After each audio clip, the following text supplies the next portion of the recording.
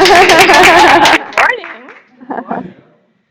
The inspired passage for today comes from New Thought spiritual teacher Ralph Waldo Trine in his book In Tune with the Infinite, page 146.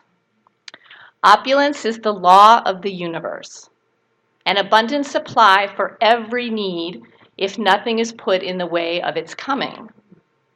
The natural and normal life for us is this: to have such a fullness of life and power by living so continually in the realization of our oneness with the infinite life and power that we find ourselves in the constant possession of an abundant supply of all things needed. I'll do that one more time. To have such a fullness of life and power by living so continually in the realization of our oneness with the infinite life and power that we find ourselves in the constant possession of an abundant supply of all things needed. Please join me in using the creative power of the spoken word as together we affirm what is on the screen. Despite the lack of evidence and seeming barrenness of what I desire, I now prepare for my expanded good. Because I prepare, I am open mentally to recognize and accept it as it comes to me. I am grateful it is mine now. Thank you. Thank you, Mary Ann.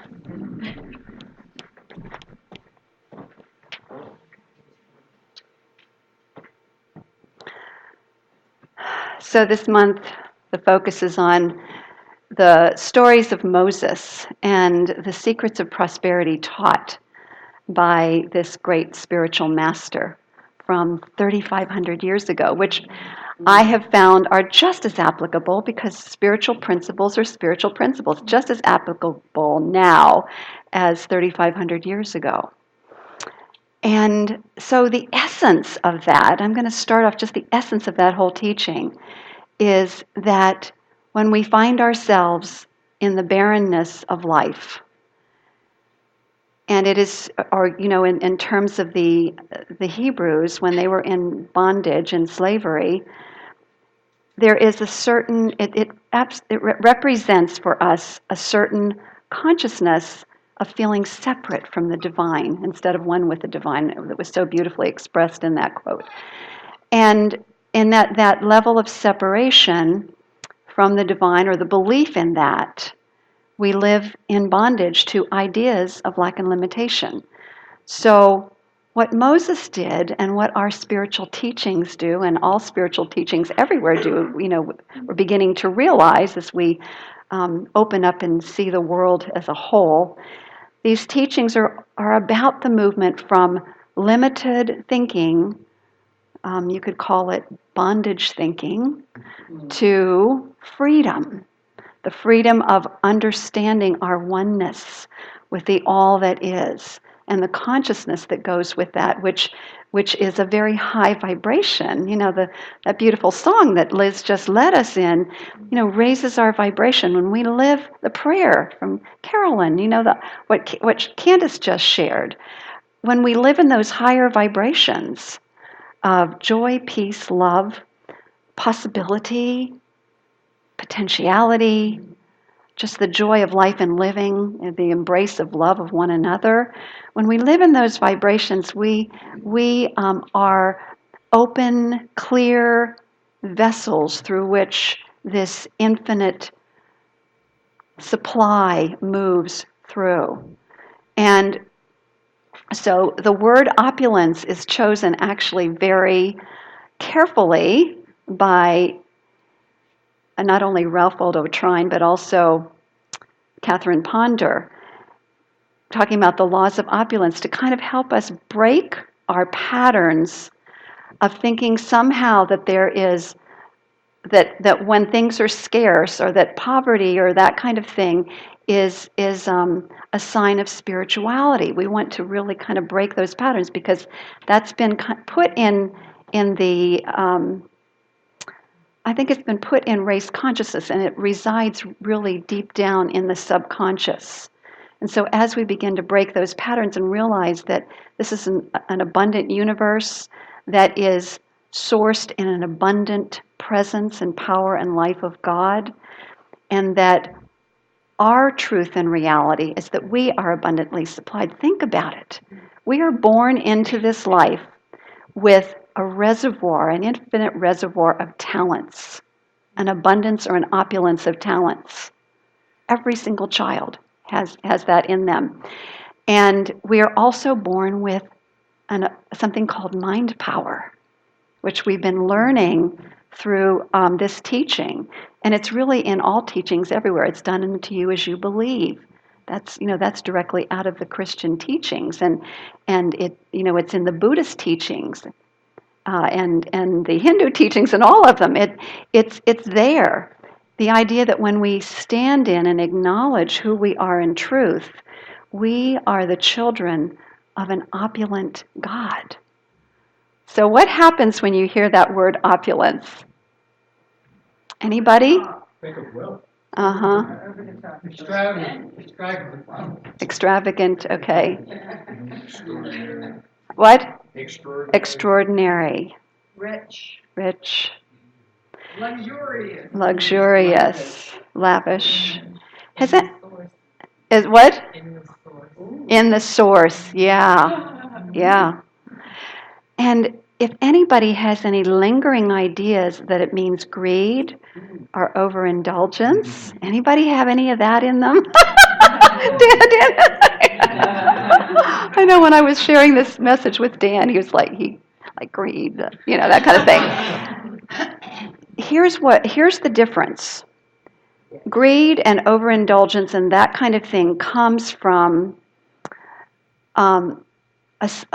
a fear or a sense of separation and not really knowing who we are, and also making things outside of ourselves our gods. Thinking that as soon as I get that, then I'll be happy. Instead of realizing that the source is within us and all around us, this presence of the divine, the opulent source of the all that is already who we are in truth. How many of you realize that we have an opulence of ideas available to us to how to make our lives and the life on the planet a better way of living? It's innovations, it's ideas in opulence and abundance that allow us to thrive as humanity. So as we break these patterns, in fact, if you have any residuals and think of opulence as a negative word, I invite you to let's all just do it anyway. Let's everybody just take a breath and release it once and for all.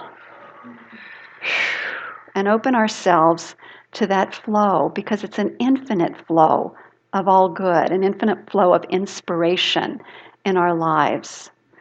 And the truth is that when we are able to stabilize our lives in finance, in relationship, in career, in all of these various things, then we're in a really good place to be able to give our gifts and talents.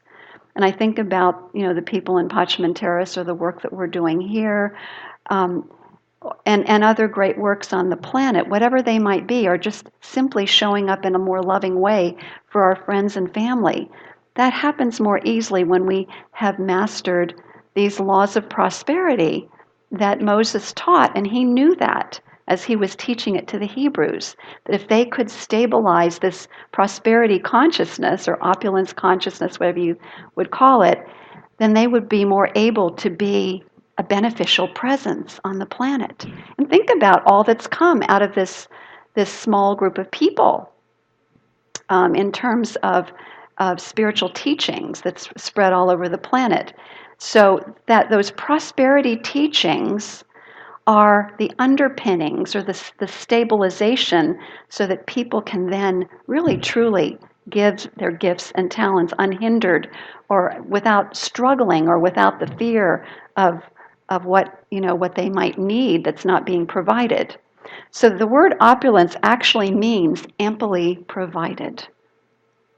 in the flow, affluence, which means in the flow of life.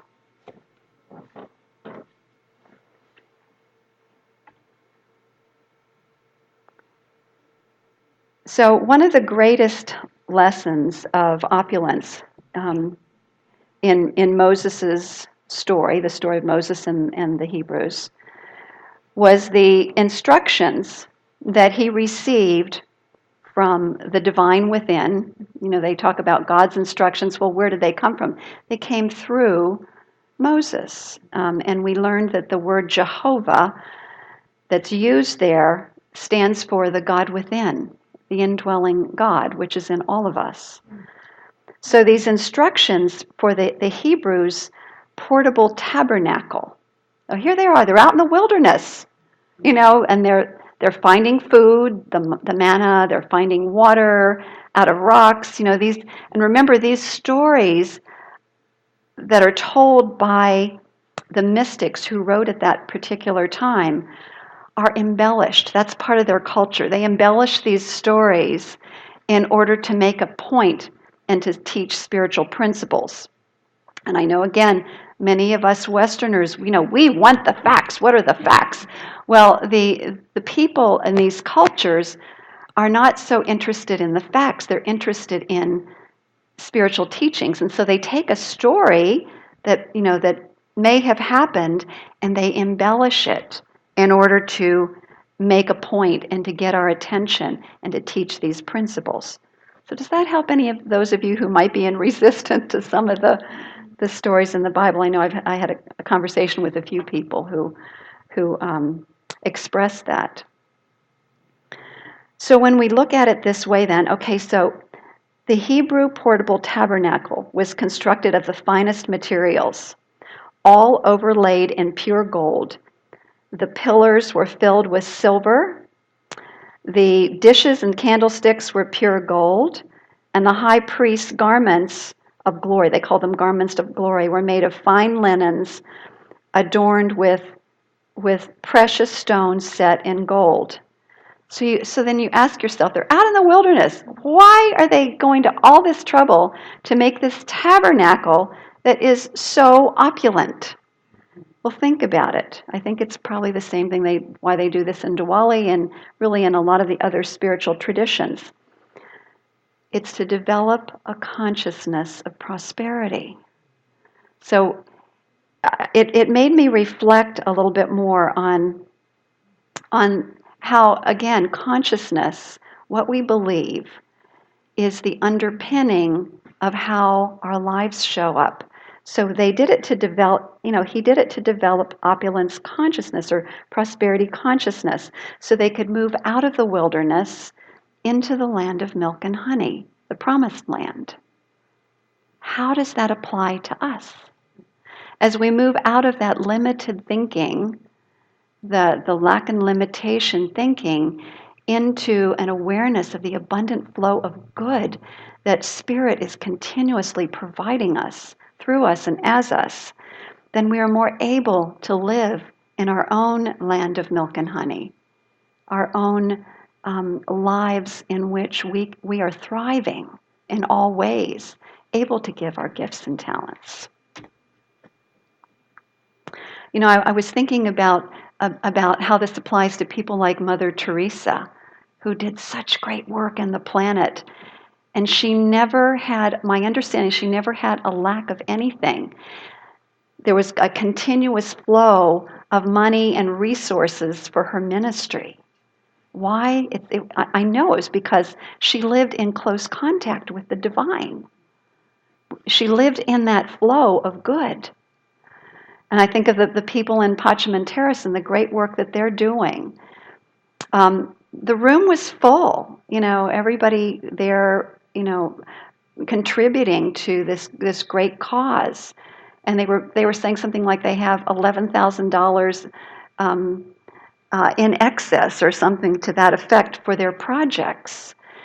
It just, again, it reminds me that when you are living your calling, and you live from your calling when you live in close contact with the divine, then there is a continuous flow of good to support the good work that you do. So as children of a loving God, we too inherit the abundance of the universe. And so it is good and right that we are amply provided for so that we may give our gifts and talents. So there are actually 3 laws of opulence or prosperity that I want to share with you today. And the first one has to do with begin with where you are and what you have. So we prepare now in consciousness so that we are able to walk out of the wilderness and into the land of milk and honey.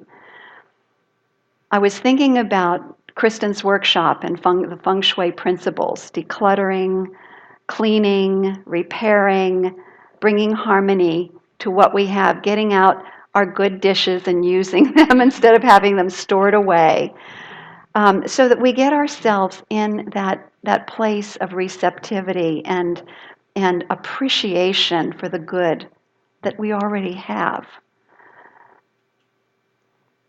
So that's kind of at the level of our home. This also applies to our health. There was a story in Catherine Ponder's book that really had an impact on me. It was a woman who had arthritis, and nothing was working. She was trying all the usual methods, and so she was reading some prosperity teachings. She decided to stop talking about her arthritis, stop talking about the health problems. In fact, she started dropping her friends that were all they wanted to do was talk about their health issues. And she began to think health and talk health and write about health and bless her body. And she started living as normally as possible. She went out into her garden, which she had neglected, started pulling weeds and planting new things. And over time, she was healed. She changed her consciousness, and her body responded. So again, that's begin with where you are and what you have. Careers. How does that apply here? Well, do your very best in the job that you have. Give your best. That's the way we do with the best with what we have, and continue with your vision of what it is where you'd like to move in your career or job. But bless the one that you have. Relationships. Start giving yourself and others what you want to receive. And all of these things, what do? They raise our vibration into the field of the Most High. Peace, love, joy, delight in life and living.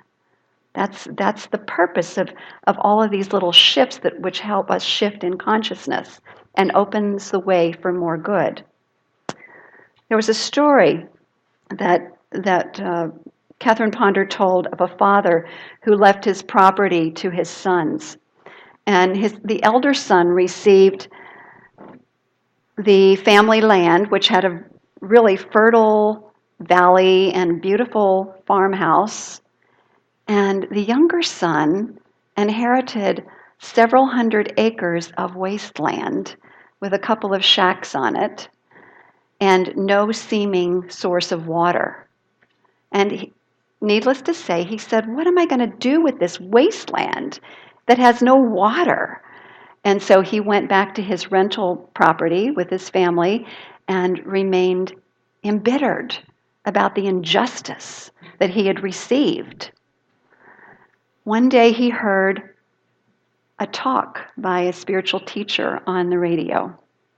And he heard this principle of begin with what you have and make the best of it. So he was really inspired by it, and he went back to the farm, and he began to he said, okay, the first thing I'm going to do is try to drill for water. So he hired somebody to start drilling for water, and he started doing his best to fix up the buildings.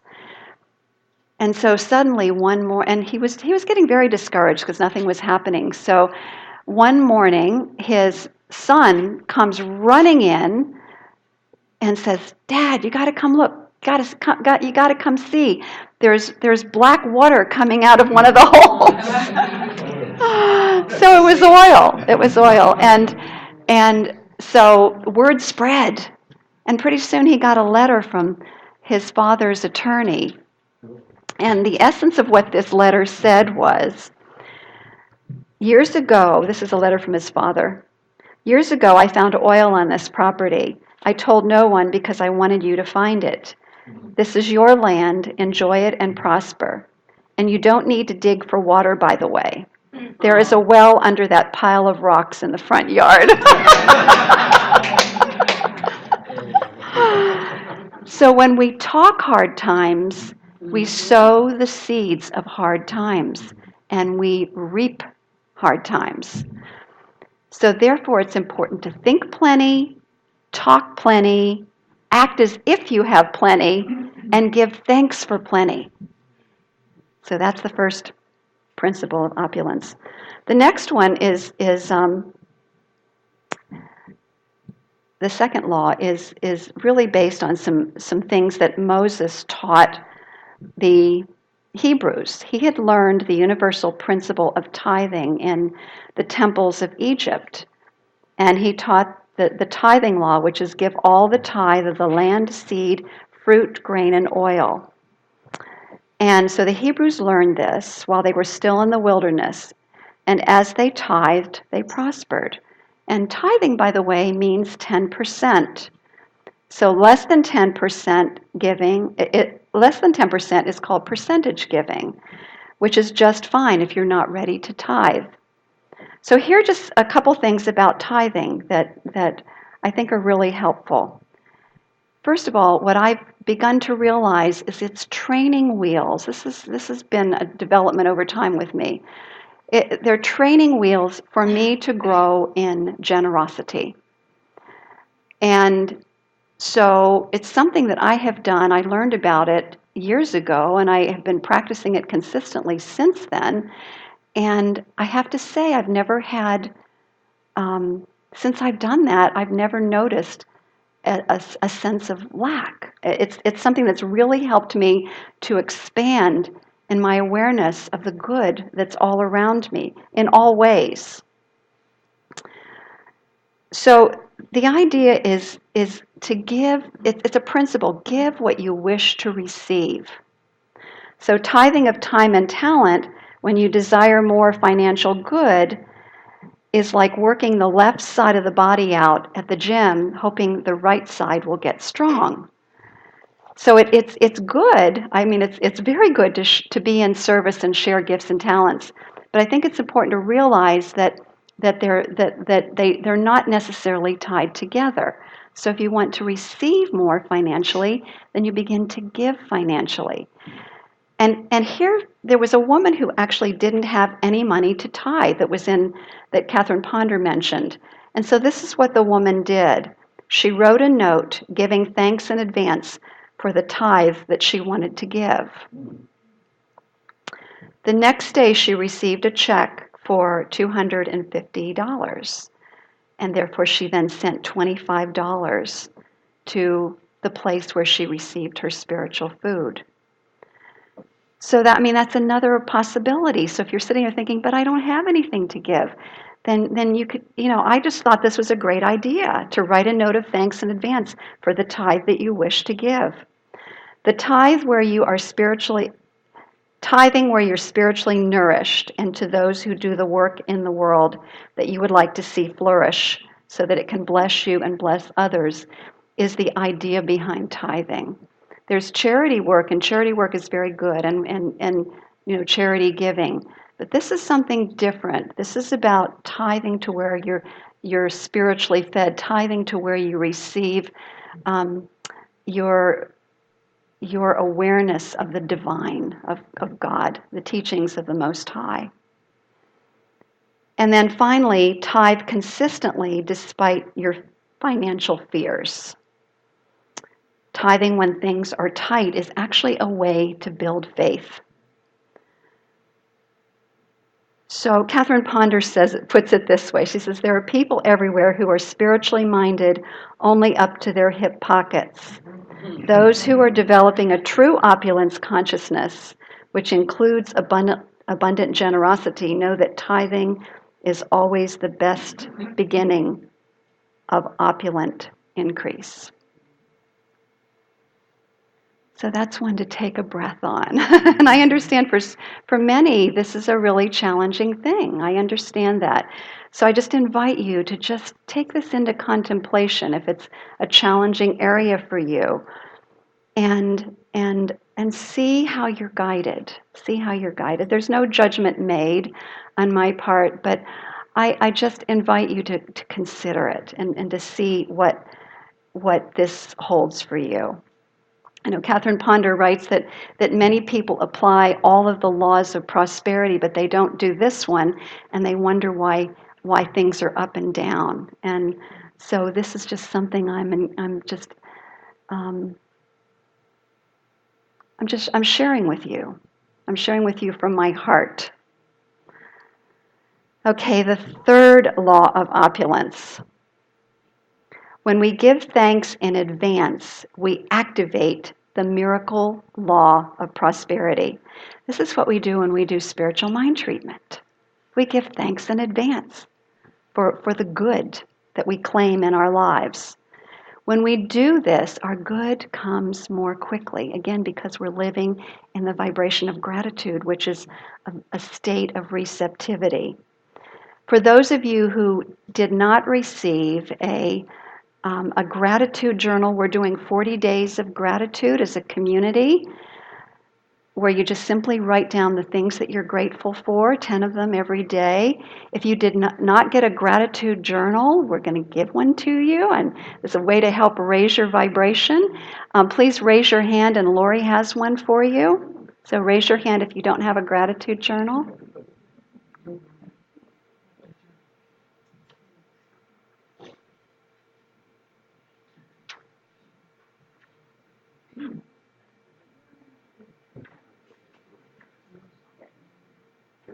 I'll get more. Okay, thank you. I'm great.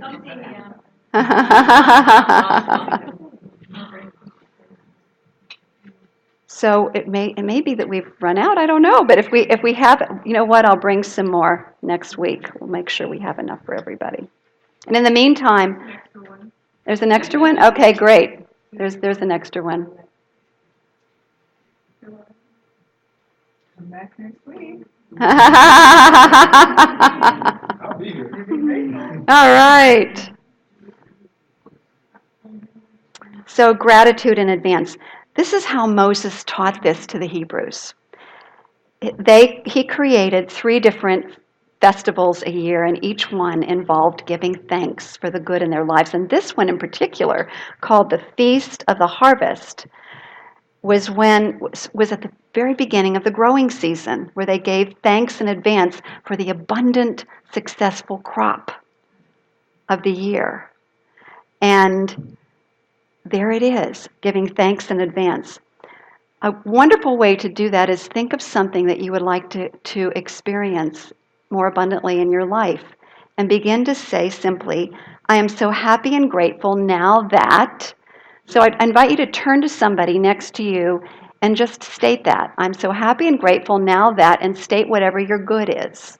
So find somebody.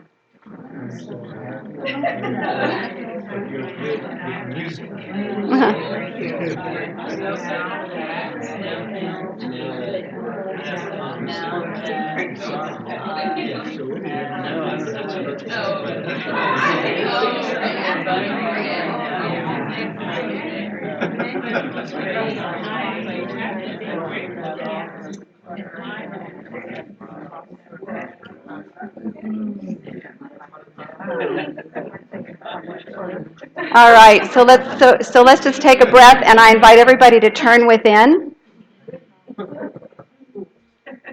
and repeat after me. I begin now to think opulence. To talk opulence. To live opulence. I surround myself with beauty. And it attracts opulent experiences into my life.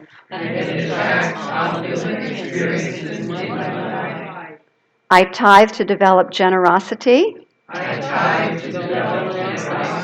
And give thanks for the spiritual inspiration I am receiving.